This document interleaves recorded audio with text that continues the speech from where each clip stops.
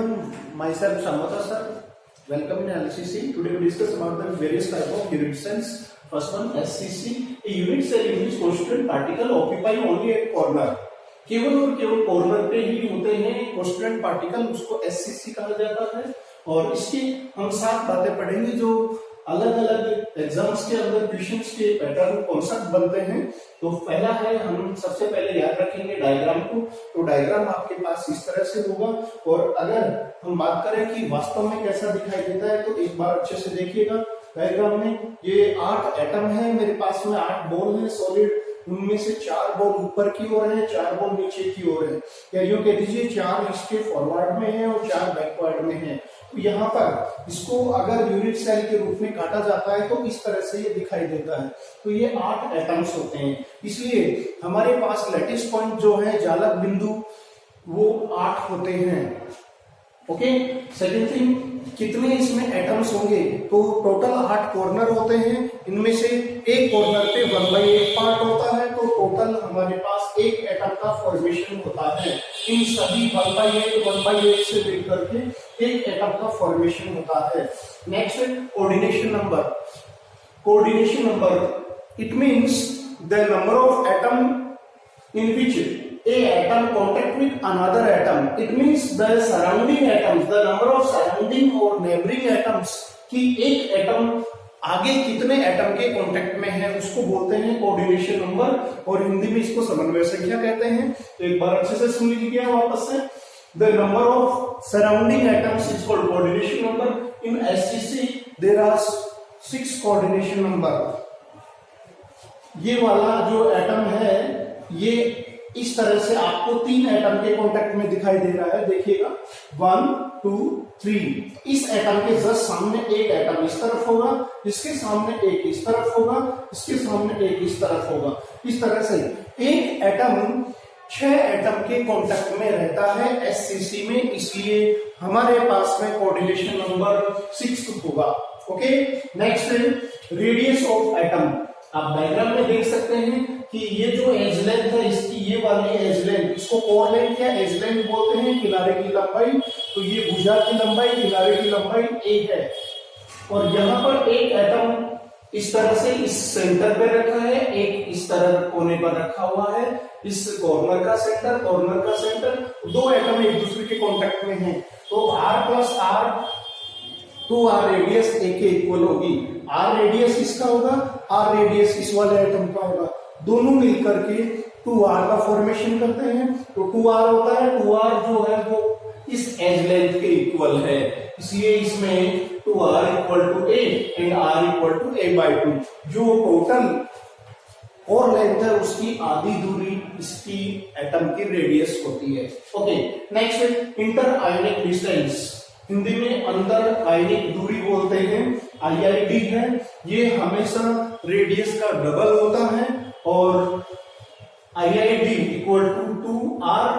Now put the value of r in this equation, then you can find out, और हमको मिल जाएगा a, IID equal to a। Okay, next, packing efficiency.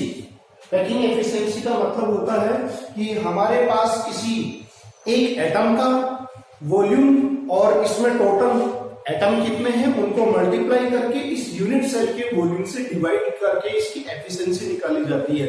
यूं कह सकते हैं कि आपके पास में कोई भी एक ग्लास है कांच का, उसके अंदर आप कंची या गोलियां भर देते हैं, उसके भरने के बाद में भी उसमें जगह कुछ खाली रह जाती है, क्योंकि एटम एक दूसरे के कांटेक्ट में आते हैं तो इंटर मॉलिक्यूलर और इंटर एटॉमिक स्पेस रहता है। उसके बावजूद आप इसके अंदर देख सकते हैं कि यहाँ पर इसमें स्पेस है, बीच में ये वाला जो स्पेस है ये होलो पार्ट है और कुछ सॉलिड पार्ट है। तो हमारे पास में पैकिंग एफिशिएंसी के थ्रू ये चीज सॉल्व की जाती है, निकाली जाती है, कितने भाग में सॉलिड पार्ट होता है और कितने भाग में ये खोखला होता है, होलो पार्ट होता है। Packing efficiency equal to radius of volume of atoms upon volume of unit cell into 100।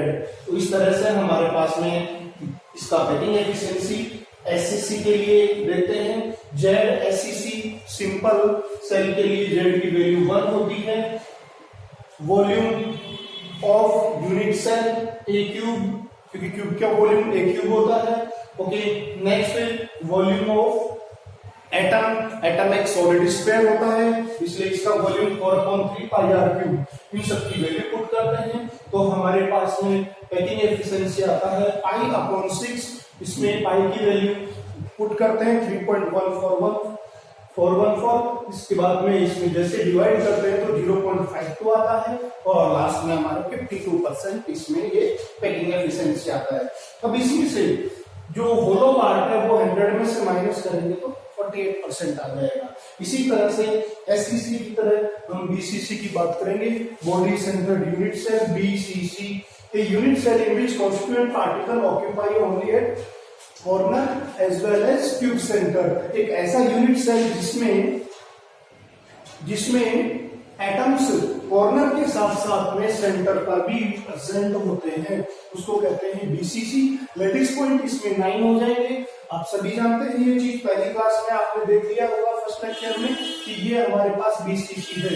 इसमें 8 तो क्या है, आपके पास कॉर्नर है और एक सेंटर पे रखा हुआ है ये और सेंटर एटम रेड कलर में। ओके, तो टोटल 8 + 1 9 हो जाएंगे लेटिस पॉइंट। नेक्स्ट बात करते हैं एटम्स कितने होंगे।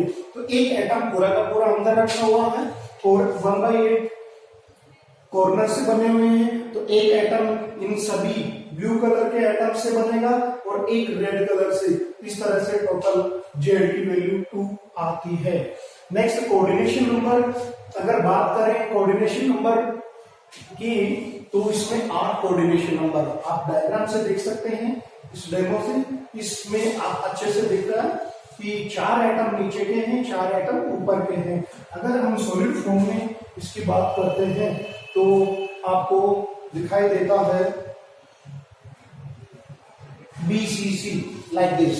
इसमें 4 एटम ऊपर के हैं और 4 एटम नीचे के हैं, means upper layer lower layer, और बीच में एक एटम सेंटर पे रखा हुआ है। This is BCC. एक बार फिर से सुन लीजिएगा, 4 एटम नीचे से, 4 एटम ऊपर से, तो एक एटम कितने के कांटेक्ट में है, यहाँ 8 एटम के कांटेक्ट में है, इसलिए इसका कोऑर्डिनेशन नंबर 8 होगा। इसको टिक से याद रख सकते हैं, बीसीसी। बी अल्फाबेटिकल ऑर्डर में 2 नंबर पे आता है, सी 3 नंबर पे आता है, सी 3 नंबर पे, तो 2 + 3 + 3 बीसीसी 8। ओके, नेक्स्ट है radius of atom. Body centered unit cell की बात कर रहे हैं तो ये हमारे पास में बीसीसी का डायग्राम बन करके आता है। इसमें एक कॉर्नर का एटम और ये दूसरे कॉर्नर का एटम टच नहीं है। BCC is not a real close packing structure, not a real close packing structure. एक वास्तविक निबिड़ संरचना नहीं होती है, क्लोज संरचना नहीं होती है, क्योंकि इसमें एटम जो 4 ऊपर के और 4 नीचे की है एक दूसरे के कांटेक्ट में नहीं होते हैं। तो कांटेक्ट में नहीं होने के कारण एटम जो है वो इस क्यूब डायगोनल पर ही एक दूसरे के कांटेक्ट में आते हैं।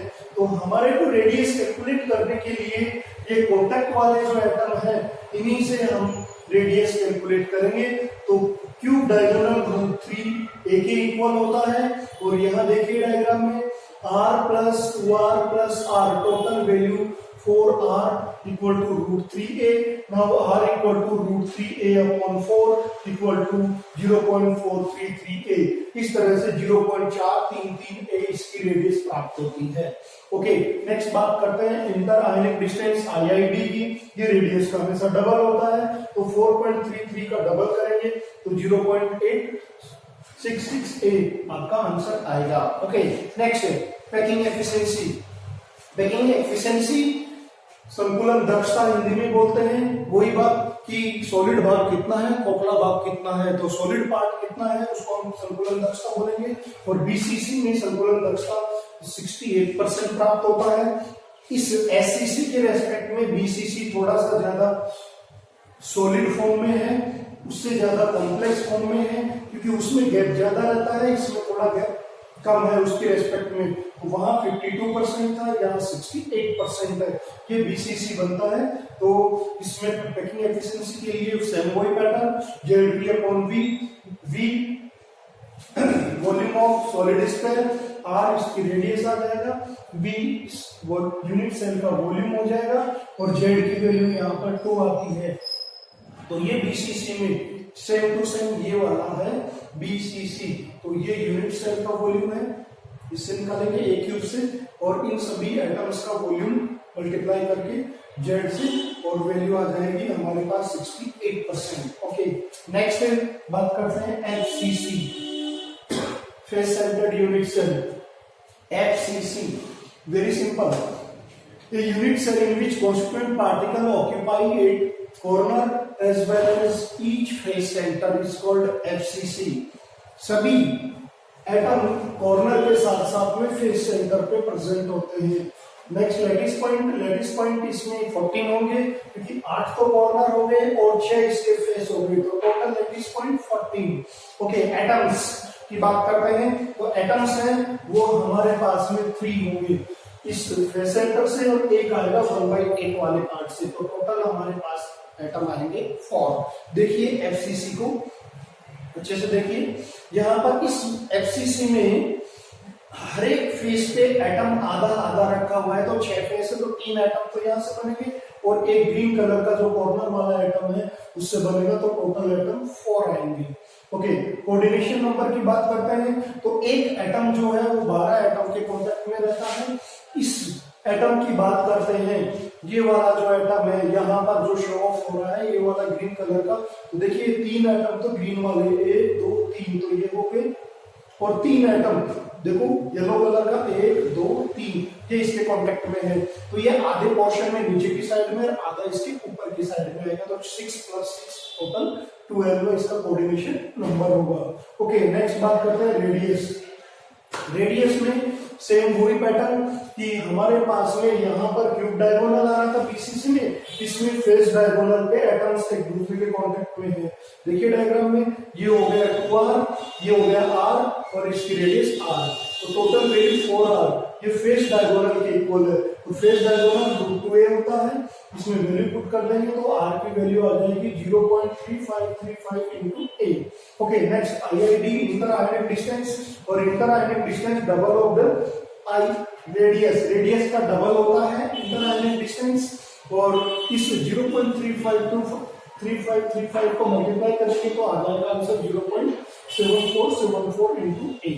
Next packing efficiency, same pattern, ZV upon capital V, small v 4/3 πr³, R की value √2a upon 4 value put कर देंगे, Z की वैल्यू यहाँ पर 4 होगी, इसको सॉल्व करेंगे, यहाँ 74% आता है और 26% ये फॉलो होता है। कंपटीशन में हमारे जो क्वेश्चंस बनकर के आते हैं वो सबसे ज्यादा क्वेश्चन बनता है हमारे रेडियस वाले पार्ट में और इंटर आयनिक डिस्टेंस में। तो रेडियस इसके लिए एक बार फिर से रिपीट कर रहे हैं, इसके लिए R की वैल्यू a/2, यहाँ पर वैल्यू आती है √3a/4 और यहाँ वैल्यू आ रही है